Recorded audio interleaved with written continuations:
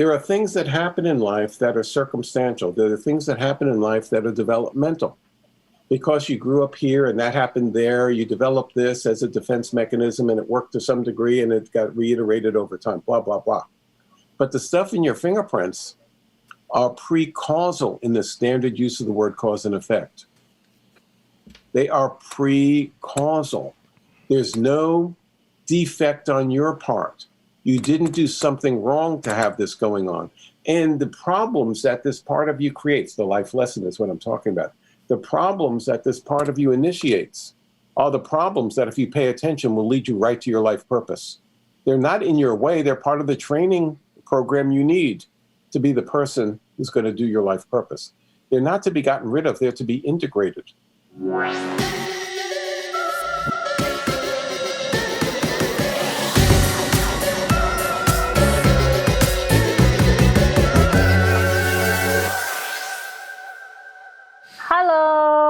Hello, everyone. Welcome to another episode of As Woo As You Want with Celine and Jeremiah. Welcome back, everyone. Hello. Glad to have you back here with us. Hope everyone is having a wonderful spring. Spring, summer vibes. It's been a minute. Things have heated up here in New York, and it's been pretty great. Yep. And yes, we hope you're all happy and healthy and safe. And Celine, you want to add anything? No, we have a really rad episode today. Yes. And, we hope you enjoy it. Yes. So without further ado, we are going to introduce you to our next guest, the one and only Richard Unger. So we're going to take it away now to our conversation. Boom. So welcome, everyone. We're super excited to have a new guest today. This is someone who we were connected with. If you listened to our episode with Jenna Griffiths about hand analysis, she had mentioned this person. This is a person who Jenna had mentioned was her teacher and who brought her into the world of hand analysis. So we are absolutely honored to have the one and only Richard Unger. Please correct me if I'm pronouncing that last name right. No, you got it just right. Okay. The one and only. Okay. Richard, thank you so much for joining us. As I just mentioned, a bunch of our listeners have probably heard, Jenna describe, the methodology of hand analysis that you have developed over a number of decades now. But we'd love to get more depth from you. And to start us off, though, I'd be very curious to hear just a little bit about your path, how you got into hand analysis. Okay. Let's see. So I've been doing hand reading for 51 years now. If I say that quickly, it just goes like that, really quick. So in brief, I had just finished military service. It was the late 60s. I decided to do a trip around North America. I had never been out of New York City except for my military service, and I needed to clear my head. And I was traipsing across North America in the summer of 1969. So I lived near Woodstock, and everybody went there, and I went west. And I had a variety of adventures. I don't know, had I been so adventurous, had I not felt so confined by the prior period of my life. And, I was breathing free and exploring the world. And I was in the West. I was in Boulder, Colorado. I picked up a palmistry book. I went into a bookstore near a local college to get a book about the Old West, sheriffs, outlaws, things of that sort. And a $1.50 palmistry book caught my attention for some reason. And I opened it up to a random page, and there was a line that looked just like my own hand. And it said, people with this need a mission in life. And I figured, you could say that about anybody. But it was $1.50. That fit my budget of the times. And I bought the book. And within 2 days, I was completely hooked on hands. Wow. So I was meeting people. I was camping out north of Boulder, Colorado. It turns out that hundreds of people from all over the world were camping out near Boulder, Colorado that summer.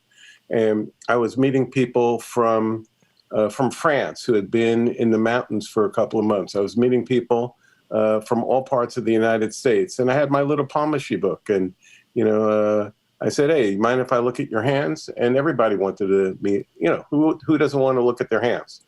And the few things I could figure it out seemed surprisingly accurate. But that wasn't the big deal. I'm looking backwards now. Looking forwards, I wouldn't have said this. But what happened is I got into extremely meaningful conversations with people from all over the world. I would just say one thing about their hands, and they would open up, and I'd ask them a thing or two about their life, and we'd be sitting at my campfire for the next 2 hours. And what I didn't realize at the time was that a whole section of me opened up, a part of me that was directly connected to my life purpose. I didn't know that at the time. I wouldn't have been able to put it into words either. But by the time I got back to college that fall to resume being a college student, I just got every book out of every library. I dutifully cut classes to read hands in the snack bar, not realizing I was preparing for my future occupation. So I just read hands. I got hired, and considering how low my income was, I got paid to teach palmistry courses at the State University with the state budget. I was teaching palmistry courses at the State University of New York at Binghamton. Oh, wow. As part of the off-campus tutorial program. And I made a little workbook. I had a bunch of students, and I was having fun. I was just having fun. And the more I did it, I started bit by bit, oh so very slowly, to piece together little bits of the palmistry database. I mean, I was reading palmistry books, but they all disagreed with each other. Most of them were from over 100 years ago. They were outdated. They were misogynistic. Even the ones who were trying not to be misogynistic were only half as misogynistic as everybody else. And a lot of things were just blatantly wrong, but there were some things that were true. And it was like putting together a jigsaw puzzle, just a piece or two at a time. But I loved it. And not only did I love the conversations I was having with people, the detective in me, the crossword puzzle figure outer code breaker part of my personality enjoyed figuring things out and then getting just a little bit more knowledge into hands. At the same time, I was a lit major in college. So I'm reading all the lit classics, and you've got people's life stories. You've got biographies. You've got psychodrama biographies where the protagonist either knows what they're doing, doesn't know what they're doing, but there's a story there that is presaged by early events, and you could see how it all fits together by the time you come to the end. There's question marks, but there's a clear story. And I was easily seeing the parallel with the life stories of people I was reading for. And just as one example, so there's a line in the hand. It's the Saturn line. It goes up the middle of the hand if a person has one. And the more that line is deep, clear, strong, and obstructed, the more likely the person is to be a straight arrow in life. Their homework assignments are turned in on time. They cut classes less, etc. And the people whose line just is like this, well, their life is more like this. It's more chaotic. So everybody had a story. The dog ate their homework, their boyfriend, their girlfriend, their mother, their father. Somebody else was at fault when things went bad. But it wasn't hard after seeing enough hands to put together these people, had, Saturn lines that look like this. And, how did the dogs know whose homework to eat? What I didn't know at the time was about fingerprints, because no palmistry book, they don't talk about fingerprints. The only talk about fingerprints is a system that was developed in the 1920s by a famous British hand reader who seems to get a free ride because, no palmist I ever talked to actually uses fingerprints in any significant way. But I'm out of college now, and I'm reading lots of hands, and I decided to go to the 42nd Street Library in New York City. I grew up in New York City. I've been to the 42nd Street Library. If you've ever been there, it takes up a whole city block in New York. It's gigantic. Yeah. It's like a cathedral. It's great. That's beautiful. It took me a few hours to figure out how to get around and to look in the card catalogs. In those days, no computers. Everything is in these wooden boxes that pull out of drawers that look like apothecaries from ancient China or something. And so I'm going through almost every book, at least every book that's available in the United States in English is in the 42nd Street Library. So bit by bit, I'm there for 10 days from, they open and then they kick me out at closing. And so I'm reading every last word on the subject, and I'm starting to get a connection to my fraternity. I didn't know it was my fraternity yet, but I'm seeing a connection. I feel like I'm part of a fraternity filled with factions and arguments and people who don't get along and people who stole from each other and lied about each other and ruined their reputations and plagiarized their work, et cetera, like this. But I'm having a grand old time. I'm taking notes like I was taught in college. And okay, so now it's some years later. Thank you for asking about my life story. So now it's a few years later. I'm living in Houston, Texas. Don't ask. I'm living in Houston, Texas. I'm working as a financial planner. So I have over 100 clients. I'm doing their retirement plans. I have a suit and tie now. I have an office. I have a secretary. I'm still reading hands, though. I teach at a community college. I do lectures on the local TV show that nobody watches. And so I have to be careful to know which briefcase I'm taking with me when I go out. I don't want to show up with my hand printing equipment at a financial planning interview or something.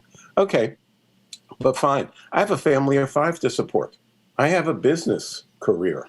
Oh, yeah. I read hands, and more I enjoy reading hands. I had to start charging for readings because it's inappropriate not to charge after a certain stage of your development. But I have a family of 5 to support. And, I have a career. But my career is plateauing. I'm 6 years into this, and that's actually a long time in that business. Most people fail out in the first year. And, I'm decently good, and, I'm enjoying most of my clients, the ones who aren't jerks. I'm enjoying being with them. And, it turns out I'm the life coach for a third of them or so. I become their rabbi. I'm ostensibly doing their financial planning, but there's a part of me that's a life coach, a spiritual-based life coach anyway. So that comes out if it's given half a chance. So I decide I'm just a few months. I'm a few months from being vested.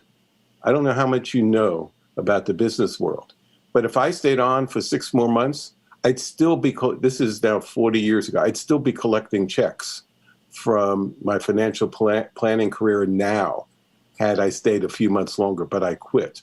I quit to do this full time. What?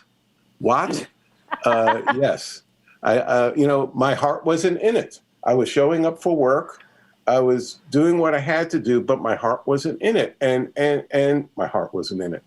So I quit. And, my friend said, great, you're going for your dreams. And but they weren't going to pay my rent. My father was going, are you crazy? We love you, son, but are you crazy? Okay. So it's a couple of months later. I'm not making any money.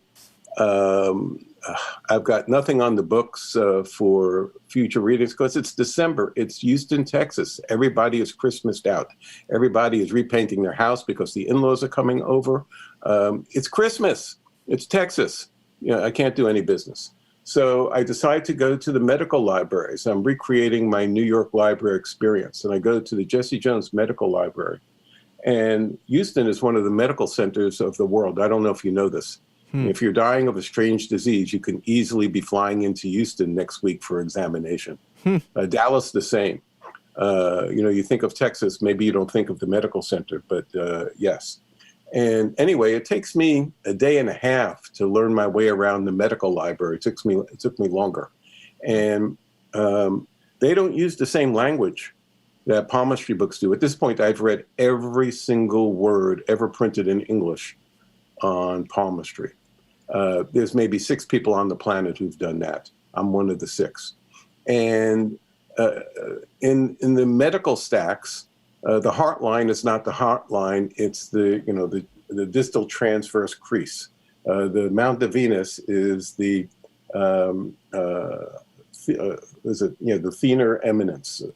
They have a different language. Okay, so it takes me a day or so to learn my way around, and then I'm a kid in a candy store. There's thousands of articles. There's books. They don't call it palmistry. It's dermatoglyphics, skin carvings, dermatoskin glyphics carvings. Thousands of articles. Retardation, as they called it. Autism. Schizophrenia. Hyperactive boys in a clinic in New Delhi. Thousands of articles. Population groups have been studied. They figured out that the population of the Pacific Islanders had to have emigrated from Asia, not South America, because of the fingerprint correlations. Stuff like this, genetic journals up to here. So I'm reading all this stuff, and I come across the standard work in the field. It took me a few days. I had to get it from loan from Tulsa. It's called Fingerprint Palms and Soles, SOLES. Now, I'm doing Fingerprint Palms and Souls, SOULS, but the book is Fingerprint Palms and Souls from 1943, Dr. Cummins. And what Dr. Cummins writes, he's the preeminent researcher in this field. What he writes is that as the fingerprints form in utero, 6 months plus before term, the fingerprints form a topographic map of the developing fetal hand. Huh, I see, a topographic map. So Cummins just walks right away from that, but I'm going, holy cow, a topographic map.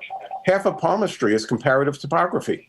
If something in your hand is big, you have lots of whatever that represents. People with a strong index finger, if the index finger is bigger than usual, people have more of this trait that I'm demonstrating with my gestures. Mm-hmm. This is the Jupiter or Zeus finger, and people with a big Jupiter finger have lots of Jupiter or Zeusness. Whether they express it appropriately or not is a different question. Right. But I'm reading in the medical stacks that there's a map from prior to birth that has not changed, telling me how much Zeus went into and which type went into the original stew pot.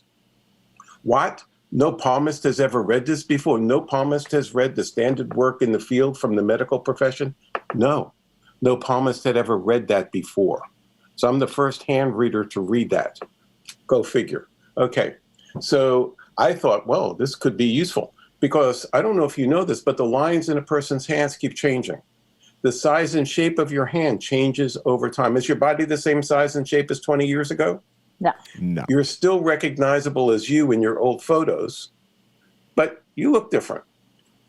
The fingerprints look exactly the same. The next paragraph by Cummins blows me out of the water. Each fingerprint has between 50 and 100 lines, he writes. Sounds right, I never counted. Each line of each fingerprint has its own signature. So you've got stops and starts, forks to the line, little bubbles in the line. This is what the FBI looks at when they compare your fingerprint to the murder weapon. Mm-hmm. So one line of one fingerprint might be enough to clear you. Or maybe you did it, for all I know. But then again, this same type of patterning shows up elsewhere in nature, says Dr. Cummins.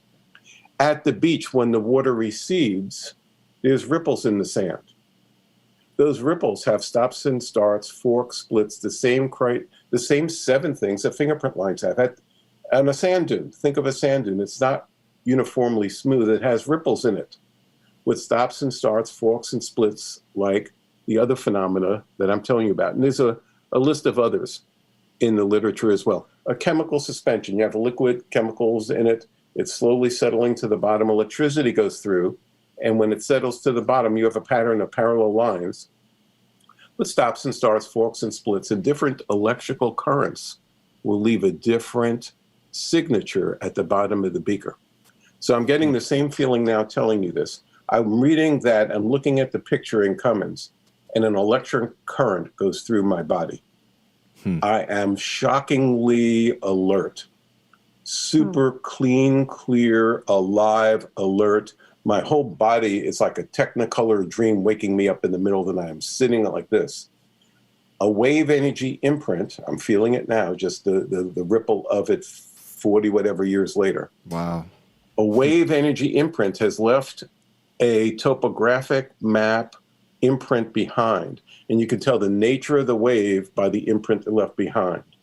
So I'm thinking, this is my corporeal existence being imprinted by a high frequency wave energy that scientists don't have a name for yet, but I have no trouble calling it a soul imprint. Wow. A soul imprint that, if it matches standard palmistry rules of topography, comparative topography, will be readable. I go out of the medical library, try it out on myself, my family, everybody else I can find, and it works. Right. I've got a soul imprint that hasn't altered from prior to birth. Not a map of your strengths and weaknesses. That's your hand shape and lines. Not a map that tells me your developmental wiring and whatever errors have occurred or whatever development has occurred. That's the lines in your palm. But a map of your soul's contract for this lifetime. Again, not a map of whether you're happy or not, because your fingerprints are exactly the same as they were when you were 2.5 inches tall, 5 months yet to get born. This is a map that tells me where your highest fulfillment from a soul level can be found. Live that way and you feel on purpose. Can you still get hit by a truck? Sure. But at least you are on purpose. You were living your right life when that truck hit you. And what else can a person do? So I've told you at least some of my story. And so that's how you wrote, that's LifePrints, the book you wrote. LifePrints is all about fingerprints. Yep. I wrote 1,000 pages, submitted 500 as the manuscript, got 275 printed. Right. I am just now reading the proof of my next book. Oh. My next book is Fingerprints, Lines, and Handshape, because to get a full picture of what you're doing, you can't just look at the fingerprints. You need the handshape and lines, because people with different personalities have the same life purpose. Let's say you're in an inspire the public life purpose. Let's just say that's your life purpose. Sure. And let's say you're inspiring the public. That's very good. But what if you're tall or short? What if you're eloquent? What if you're a carpenter type and you're not eloquent at all? How are you going to inspire the masses with this personality type, with these skill sets? Without those skill sets, it becomes a very different story when you could take all the parts into consideration. That book, I didn't write then. I've taken the last gazillion hours writing this one. Yeah. It's fascinating. I mean, I'm studying with Jenna now. And you we're are? And we're just cool. getting into the prints. And it's mind-blowing, And I mean, do you feel almost like it's the psychology of the future? Would you dare say that, or? I'll say it slightly differently. Okay. Well, I'll dare agree first, and then I'll say it slightly differently.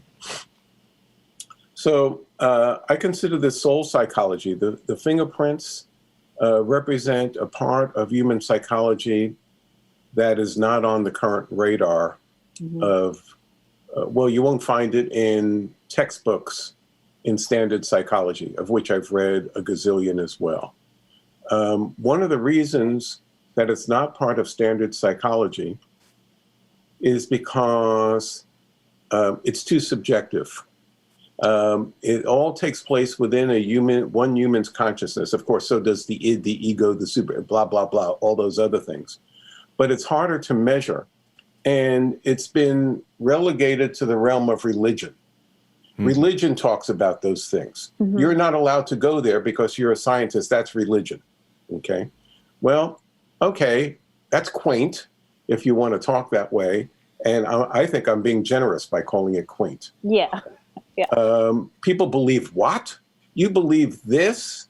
And that's okay. You could be a respected member of society and somebody else believes it's that and they're not respectable because what?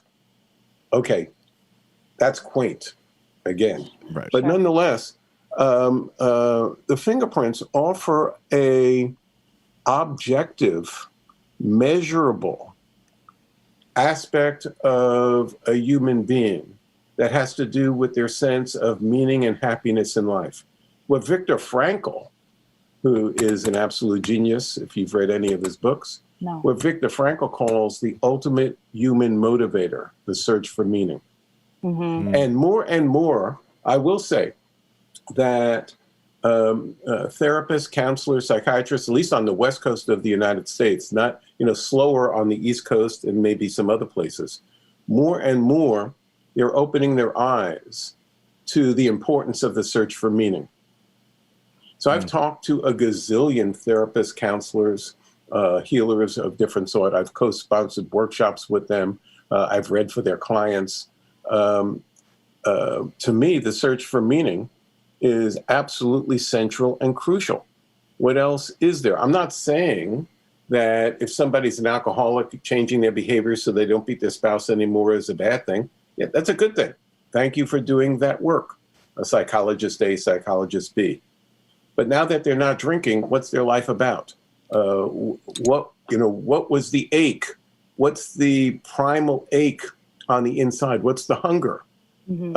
That's outside my purview. And the same thing with coaches. Coaches often work with people and they say, well, what do you want to get better at? What do you want to learn? Here, I'll help you. I'll be your coach. But coaches have been taught, a lot of coaches, not all, that you're not directive. You ask the people where they're going and you help them get there. Hand reading is directive. I mean, person A is in the wrong occupation. It doesn't match their life purpose at all. They don't belong where they are. No wonder they're miserable. No wonder their goldfish is unhappy. If their goldfish is not getting any happier if they do a better job of being where they don't want to be to begin with. And since they don't want to leave because it would bother their mommy or their daddy, even though their mommy and daddy have been dead 20 years, well, coaching isn't going to help them by being a better version of that self. They're not in their right life.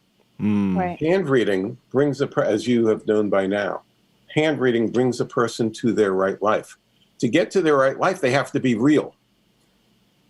Right. You have to be real to live in your right life. And one of the things I learned a million years ago in financial planning is how many people, I was shocked at this.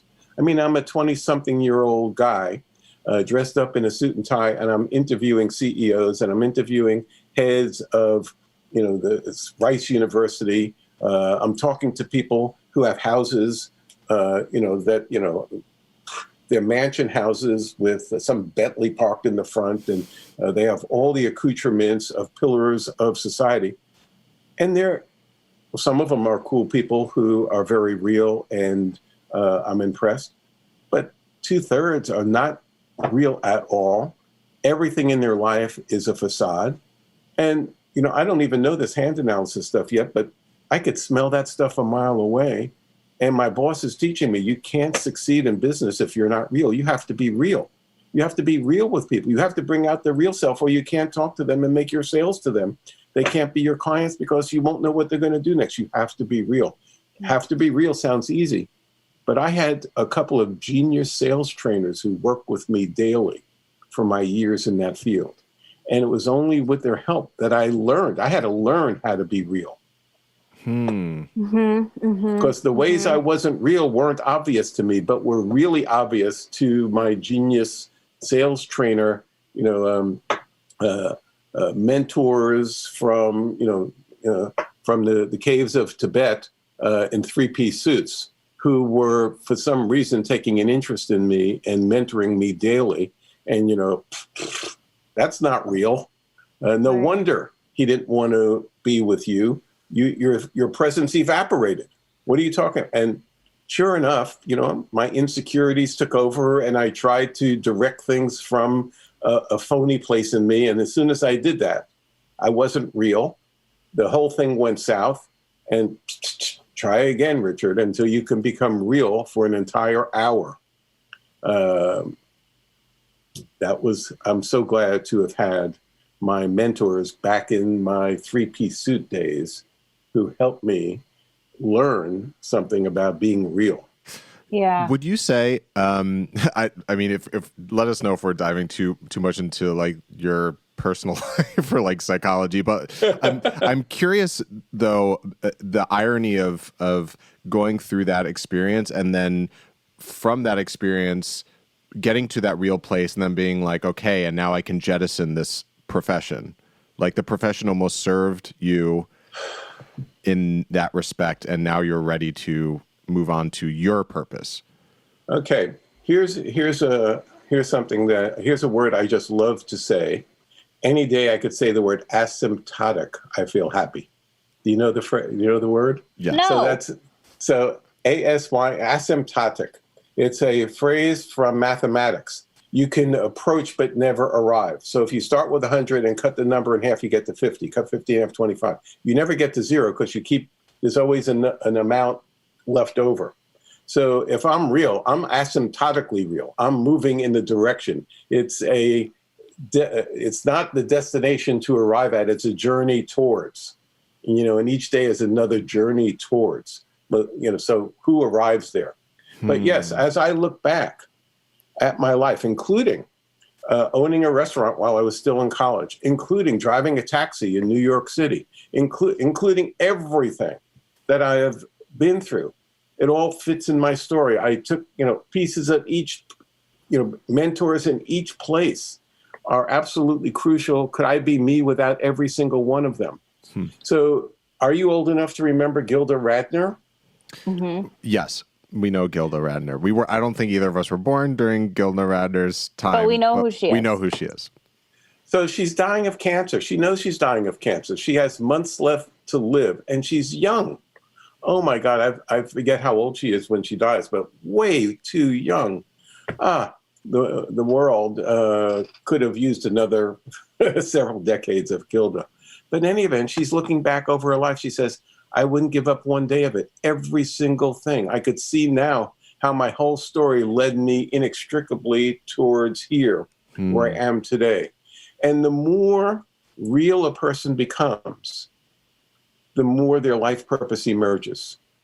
Your life purpose is seeking to emerge. You have an exalted destiny already in your fingerprints before you're born. If you're one day old, I could have told your mommy and daddy what your exalted destiny possibility is. I don't know the details, but that's where you're going. If you can get there, if you allow your story, if you open the door when you hear the knock on the door, which is not the easiest thing in the world. Looking backwards, you could see how everything led you in that direction. Right. But if you had gone this way, everything would have led you in that direction. Because if you're paying attention, which is not the easiest thing in the world to do, if you're paying attention, if Beethoven is paying attention, music is trying to find him.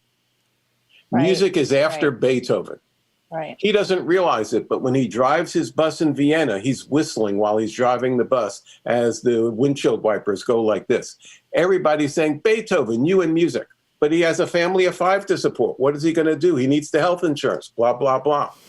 His life purpose, his exalted destiny is there, and it's infinitely close at every nanosecond. But he has to pay attention and through an act of personal will, open that door. And not only that, now it's Tuesday. He has to do it all over again. Or feel his life purpose moving in the other direction and getting closer and closer to living in his life purpose inverse, the exact opposite, which is also spelled out in the fingerprints before a person is born.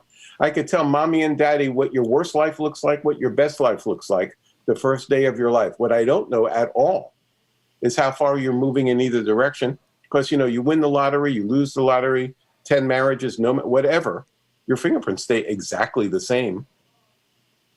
Right. So people tell me, well, I've done so much meditation and I'm into this, I'm into that. I've learned this, I've learned that. I could just think and change my fingerprints, they tell me. Oh, really? That's how advanced I am. Because I can change my destiny as I please. I'm the master of my ship and stuff like this. Well, thank you very much for sharing. But, that's bupkis. You can't do that. You can't change your fingerprints. Anybody who's watched TV knows you can't change your fingerprints. And from my perspective, in our soul's wisdom, we can't change our fingerprints.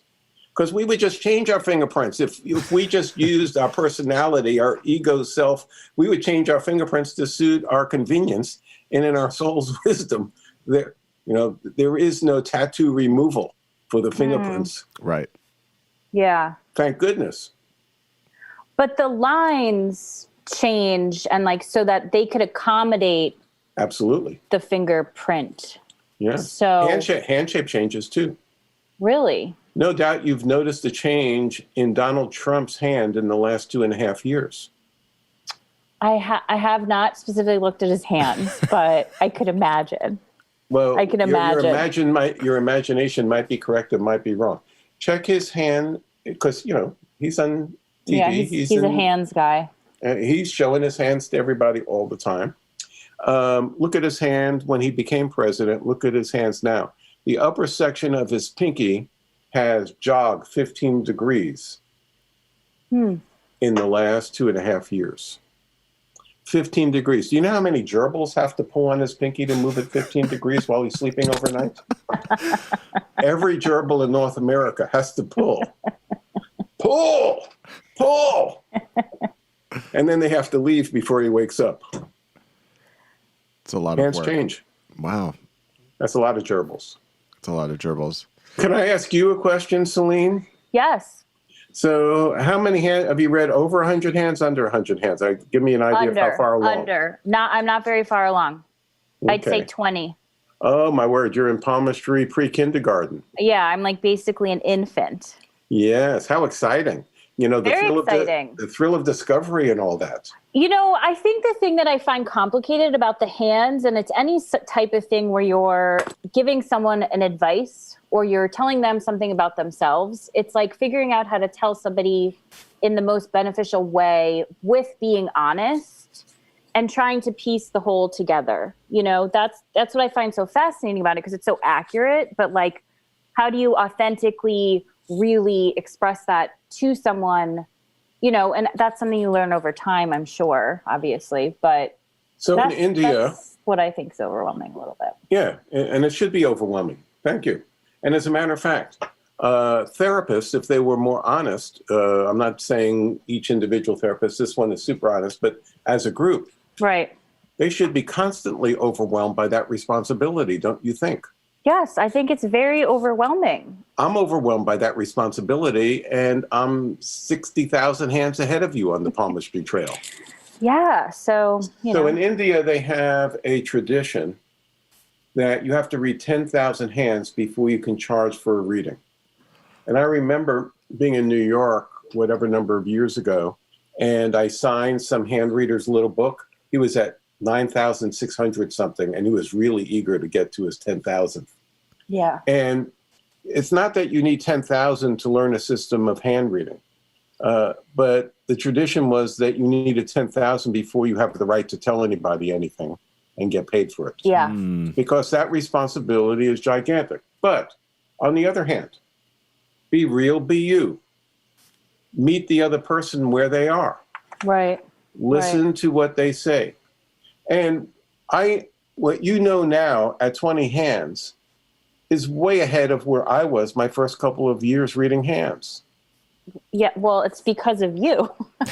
Well, I figured some things out, and I have a particular way of thinking. If you read my book carefully, if you study with Jenna, you'll see that I have this detective type intellect that likes to figure out how come things happen the way they do, blah, blah, blah. But nonetheless, you already know enough to have meaningful conversations with people. You don't have to claim to know everything. You can just open the door and let them tell you. And you can also ask them, would you like to hear what it sounds like on my side? Mm-hmm. And as long as you start a sentence like that, they're free to think you're an idiot. They're free to change their life. They're free to do something in between. Right. What else can a person do? And by the same token, if you studied every psychology book ever, if you saw one person an hour for every hours of the last 50 years as a psychiatrist, does that give you the perfect knowledge of humans? No. Humans. It's messy. Yeah, it's messy. I wanted to ask you about these archetypal types that you found, that you've related from mythology. And, you know, it has a little bit of a Jungian flavor, but the mythology aspect is very, very interesting. And how did you arrive at that destination? Or how did you... Oh, I'm so glad to walk down memory lane with you. Thank you for asking. Oh, okay. Okay. So I studied every palmistry book written in English. The ones that were good, I've read 10 times. I have a simian crease, straight line across. I am fanatical about things I'm interested in.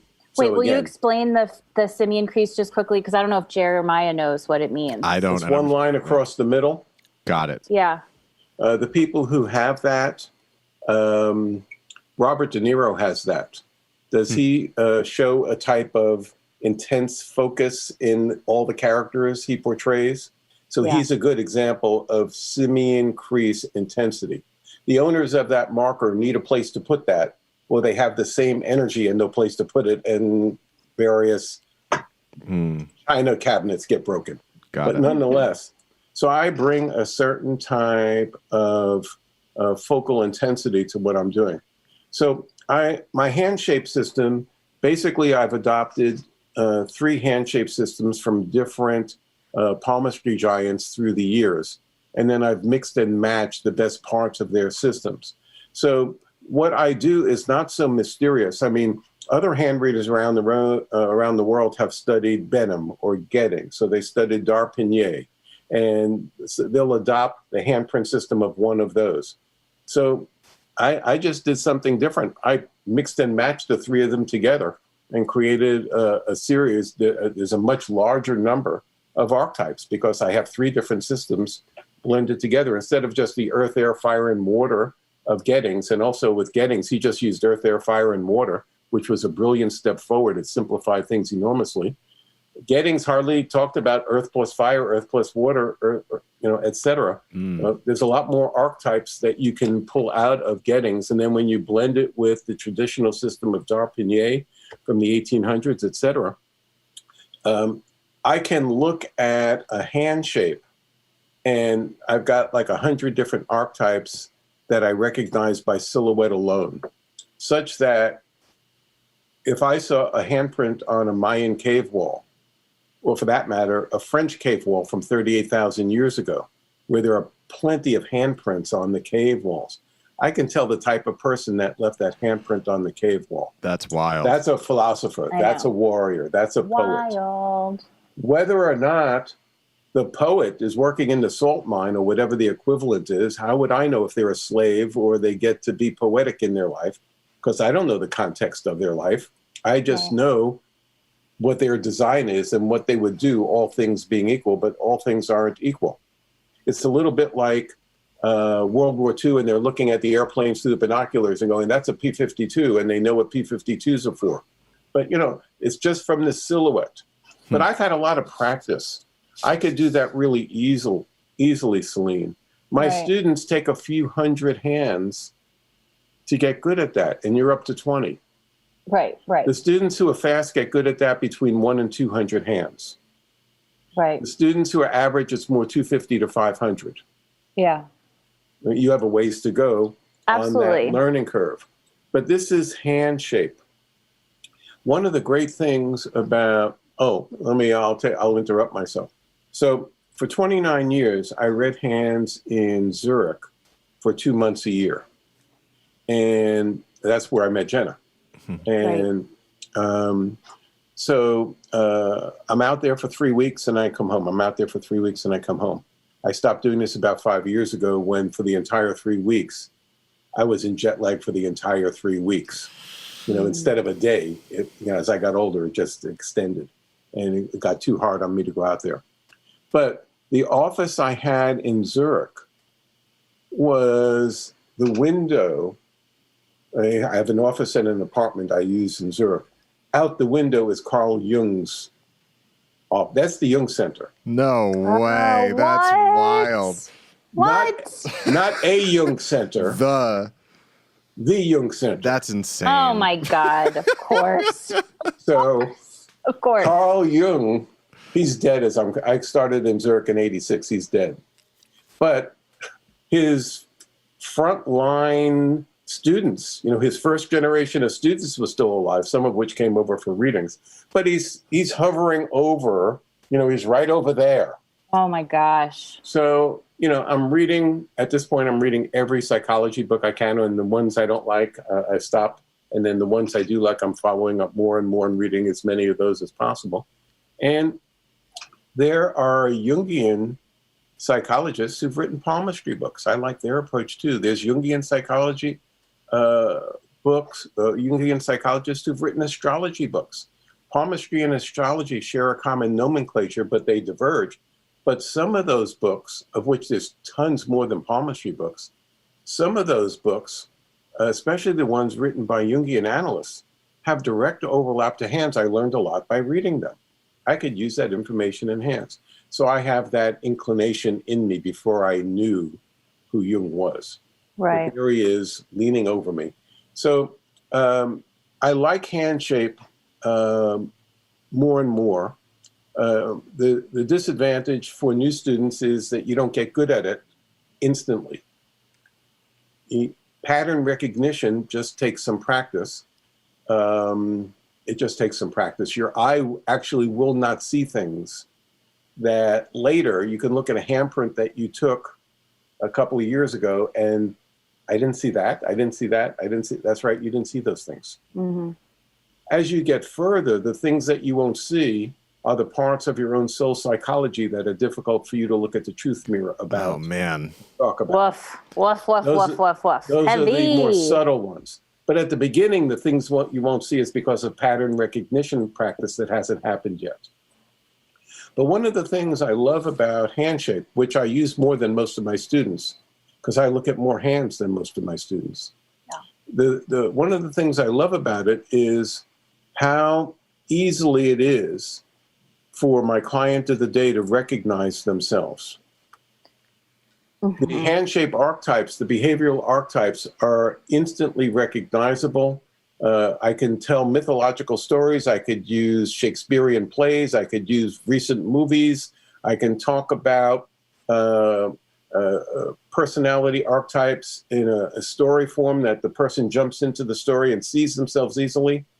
And then I can talk to them about their soul psychology blind spots, their life lesson, because I've been welcomed in. Mm-hmm. I'm inside the story with them. Mm-hmm. I've gained entry, I like to say. Yeah. If I'm out on the street and they won't let me in, I can't talk about anything that's challenging to the persona that they've built up because they'll just kick me out. Right. But if I'm in, and now we're pals. And in every pair of hands, I want to find, and it's not hard for me, and I'm being real when I do this, I find what I like best about this person. Look how cool it is that you're such a loyal type, Bob.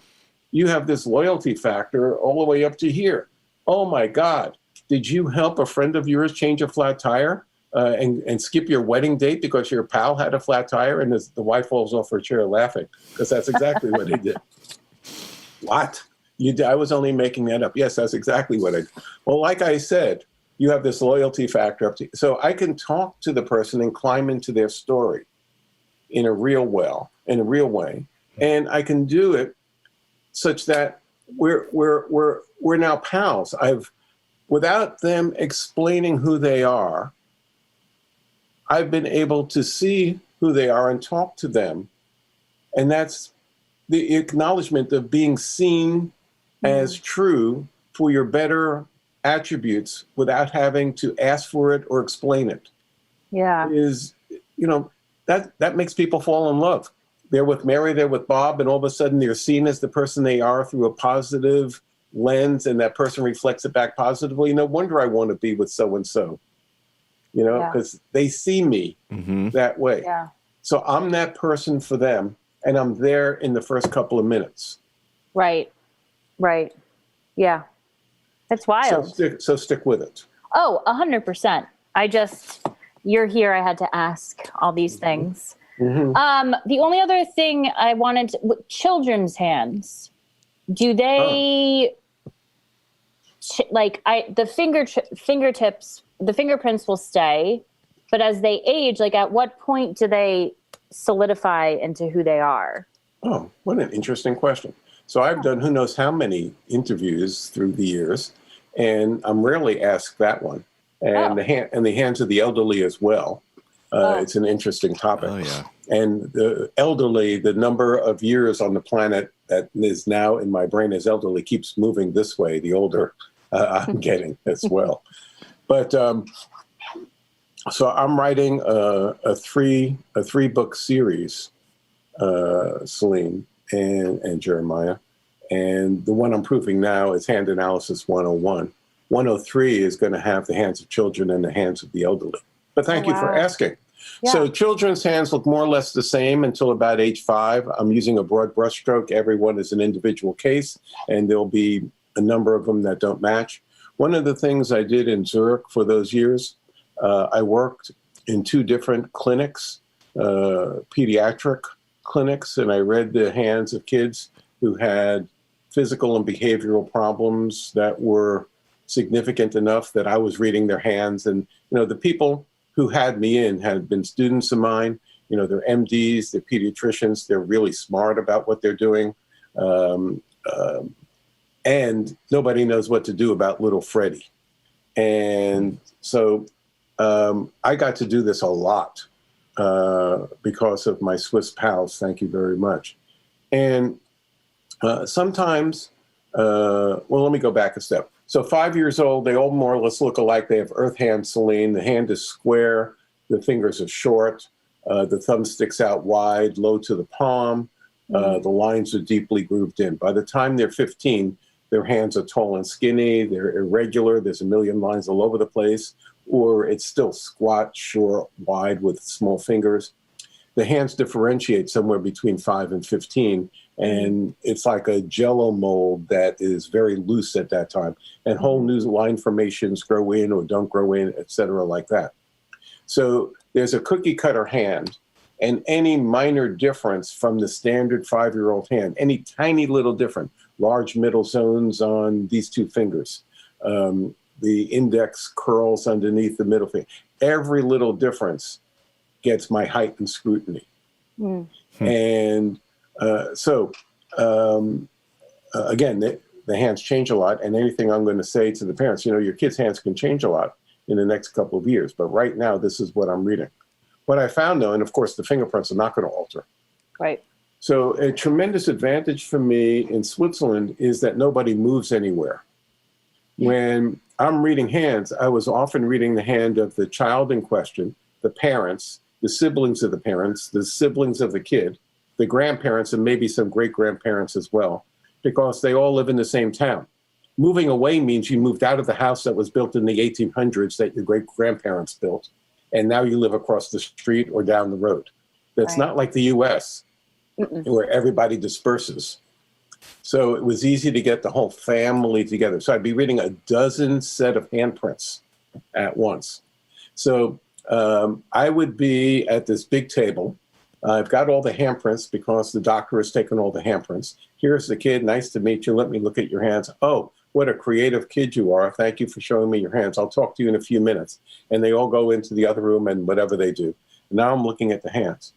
So I didn't know what I was going to find when I started doing this project. And it wasn't my idea to do this project. The people whose clinic it was their idea that I do this project. Great.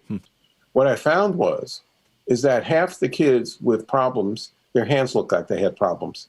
The parts didn't fit right.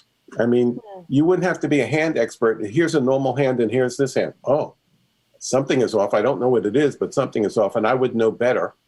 But the things I was seeing were things that they had noticed also, the people at the clinic. But more than half the hands, 60%, maybe a little bit more, there was absolutely nothing wrong with the kids' hands. Zero. Nothing. Show me 10 handprints of kids. Ask me which one's in the clinic. I have no idea. But he started behaving this way when he was 3 months old, 6 months old, 9 months old. He has these physical problems. I see zero. The problem with the kids, though, the ones who are like that, the problem is their family. Right. It's like inherited. No, the family is the problem. Oh, the family's problem. Okay. The family is their problem. I see. Their story is at odds with the family story. Okay. So to oversimplify, which wouldn't be true, but to make a grade B movie, everybody in the family is a straight-laced banker type, and the kid is an artist with wild hair and wants to have a purple stripe in their hair. Got it. Right. The kid is not a problem. The kid living in that family is the problem. Yeah. Okay, so I made up a story to explain it. It's not usually as simple as that. Right. But that was the problem over and over again.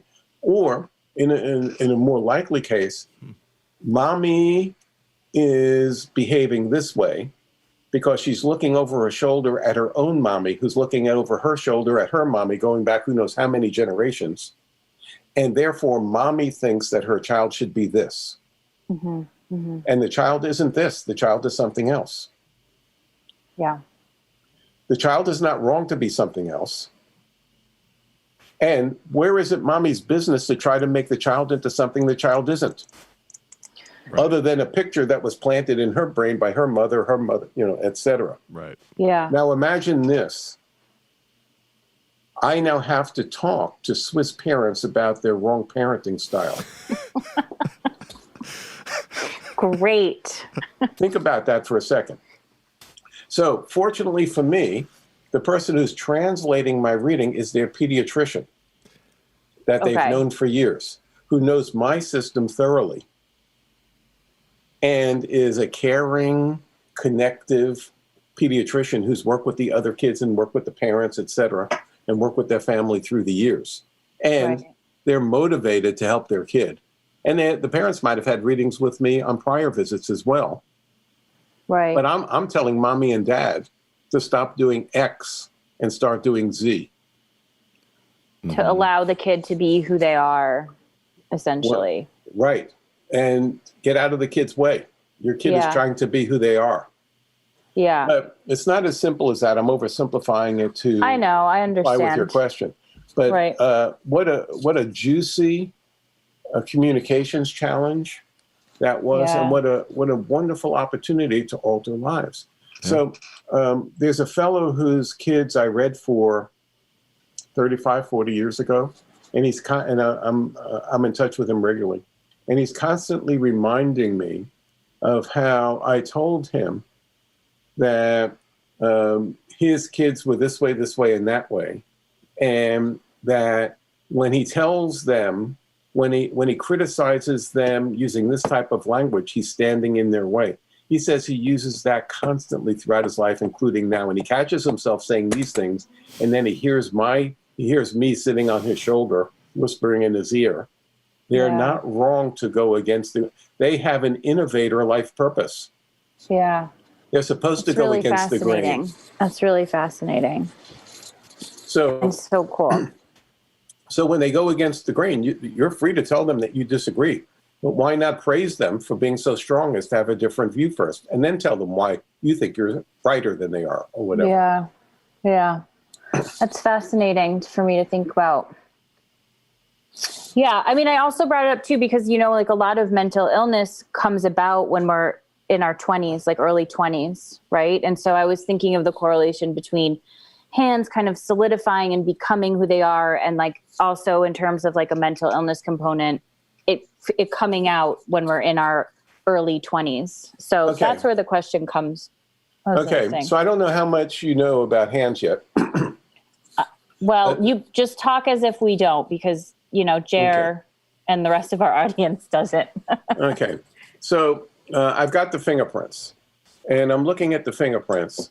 One of the last pages I was editing today had Lyndon Baines Johnson's fingerprints. Oh, cool. And what is he, the 37th, whatever number president he is of the United States.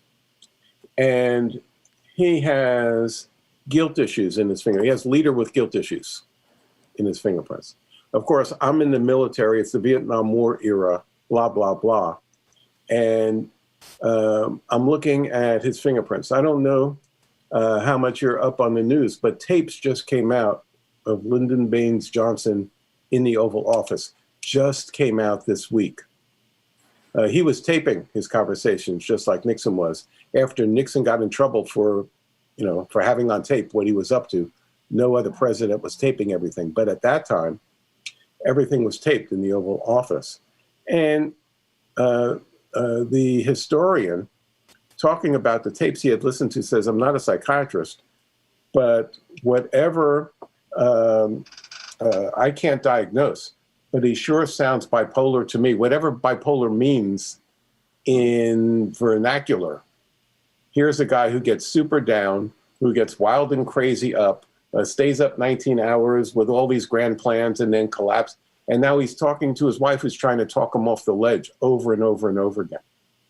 Wow. So I'm looking at the fingerprints of this man, hearing about the tapes that just came out, and he's dealing with a pre-birth guilt system that he's trying to run away from. I have to write this down. So he has karmic guilt in his fingerprints, whether that's from past lives, whether it's a genetic imprint from his ancestors, whether it's nothing. However it got there, it's there. Before he's born, he's already feeling guilty and doesn't want to register it. He's running from his guilt demon. So if you run from your guilt demon enough, you can have any number of crazy behaviors. You can turn off the guilt alarm completely so that you don't register any guilt. And now you're free to ride roughshod over people. You're free to park in the handicap place and not care because you don't have a guilt alarm anymore. Right. Or you can overreact to your guilt alarm and apologize for your very existence and try to dress up like your mommy or daddy and look exactly like they want you to look so you can live a life where nobody could say anything bad about you. And now you're not being you, you're being who you think they will approve of. Mm-hmm. He has this in his fingerprints. So you take, and this is just one example, you take one issue and then you iterate it, and multiply itself over time without any corrective measures. So yes, you see the psychiatrist and they tell you you have ABC condition, you have ADHD, you have LMNOP, and they give you this pill and they give you this remedial thing to do. From my perspective, Lyndon needs to take remedial guilt issues, life lesson training at the Earth University. He could take that with me. He's dead, of course. You could take that with me. You could take it with Jenna, or don't take that and have the same issue keep multiplying itself, and you become blinder and blinder to it over time until you can bomb another country and say you're not doing it and lie to the press and then, pretend that you're not. Right. Wow. You don't have it. You don't have guilt neurons anymore. You have rendered them inoperative. Wow. Mm-hmm. So if you have a diagnosis that doesn't diagnose what's happening, the solution won't work. If you have a flat tire and you change the battery in your car, that's not going to help you. Right. Okay. Right. If you get the right diagnosis, well, you still have to change the tire. Yeah. But without the right diagnosis, you don't have a cure. Yeah. Yes. So from my perspective, I see people constantly who come in who tell me they're this, they're that, their child is this and that, and it's been diagnosed. And it's been diagnosed by a person who has a lot more PhDs than I have, and they have a plaque on the wall that says they have society sanction for telling the person what they have. And I'm not even saying that they're wrong. Their symptoms match that model. Right. But, okay, but they're not dealing with what I'm seeing from prior to birth. There's a philosophical point here. So I'm reading the hands of a psychiatrist. This is years ago, and I tell her this, this, and that. And she says, yes, it all stems back to kindergarten when Johnny pulled my pigtails and blah, blah, blah. And I go, great. Johnny probably did pull your pigtails in 6th grade, and you probably did react like you're saying. But I'm seeing this in your fingerprints, which preceded kindergarten by 5.5 years. She says, maybe it's the breastfeeding, because my mother this, my father that, and the dynamic this. I say, well, I'm not going to dispute the breastfeeding hypothesis, except to tell you that what I saw and described to you, I saw in your fingerprints before you were born. The psychiatrist who, she was trying to get her hands around what I was saying, kept looking for earlier cause. In her model, there had to be an earlier cause that she was now reacting thereto, and she tried to go back to earlier time frames. But what I was seeing was in her fingerprints from 5 months prior to birth, and in her model, there is no cause and effect going back that far. Mm-hmm. Yep. So she was at an impasse to explain how I could see a pattern of behavior that's been running her. She admitted that was a pattern that she's been wrestling with her whole life. I mean, she's a successful psychiatrist, but she knows that pattern, and I'm describing it from her fingerprints. So there are things that happen in life that are circumstantial. There are things that happen in life that are developmental. Because you grew up here and that happened there, you developed this as a defense mechanism, and it worked to some degree, and it got reiterated over time, blah, blah, blah. But the stuff in your fingerprints are pre-causal in the standard use of the word cause and effect. They are pre-causal. There's no defect on your part. You didn't do something wrong to have this going on. And the problems that this part of you creates, the life lesson is what I'm talking about. The problems that this part of you initiates are the problems that, if you pay attention, will lead you right to your life purpose. They're not in your way. They're part of the training program you need to be the person who's going to do your life purpose. They're not to be gotten rid of. They're to be integrated. They're to be accepted. They're to be embraced, used as an ally. Is this part of current psychology? Not yet. No, not yet. Not yet. Not yet. Not yet. Not yet. Not yet. Not yet. Not yet. Not So, do you still give readings? Like, can people find you places or? Sure. Yeah. Yeah. I do less readings than I used to because I'm busy proofreading and I'm busy writing Proofreading. Hand Analysis 101, 102, and 103. And it's important for me to write those books while I'm still on the planet Yeah. Absolutely. as me. But yeah, I never want to be a person, as long as I can do readings, I will. I never want to be a person who used to do readings. And Yeah. my readings inform me and they connect me to, to a center. It's my spiritual practice. Mhm. And, if I'm out of sorts, if I'm over my edge in some direction, if you get out of sorts, Celine, read more hands. All right. That's Done. my cure for everything. You got a problem. You got flat tires. Are you reading it? Read more hands, and your flat tires will inflate. I love that. We'll plug where, like, your website or like where Absolutely. people can find you. Yeah, or they can write me at lifeprints.com. Yes, at lifeprints.com. Okay. Richard at lifeprints.com. Jer, what do you think? What do you want to ask? Is your mind blown? I am a bit speechless. I mean, I just really was enjoying listening the whole time. Richard, your experiences have really been amazing, and your life's work is, I think, just a beautiful contribution to human understanding. And just very grateful to be able to listen to you and have you on the podcast. Thanks a lot. Thank you. Yeah. Yeah. Thank you so much. Thank And if you ever want to come back on, please do. And Invite me again. Yeah, we'd love it. Ask we me could do a different part questions, two. and I I'll know. launch this way. Because I Yeah. honestly feel like we could keep going, but, I guess we have That's other enough things. for today. Yes. No, Enough for absolutely. today. Absolutely. You have your proofreading And to do it, unfortunately. proof- Invite me again. Yeah. We will. We will. Thank you so much. I'm very honored to meet you and have a chat with you. So One of the thank you. things I love is when I run into students who are students of my students, or students of my wife's students. Yeah. And I am regularly contacted by people I read for 30 years ago, somebody my wife read for 25 years ago. They want me to read their kids now or something like that. I just love that. Yeah. And so, the pebble falls in the pond and the ripples go out. I love that. Yeah. Thanks, it's guys. really- Great. Thank Thanks, you, Richard. Take care. Take care. You too. Thanks again. Bye.